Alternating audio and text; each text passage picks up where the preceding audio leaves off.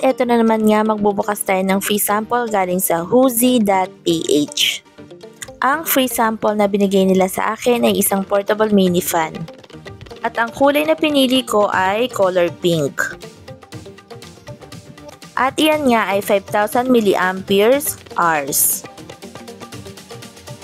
At may kasama rin siyang stand.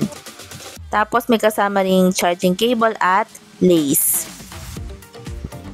At foldable din ang portable mini fan na yan.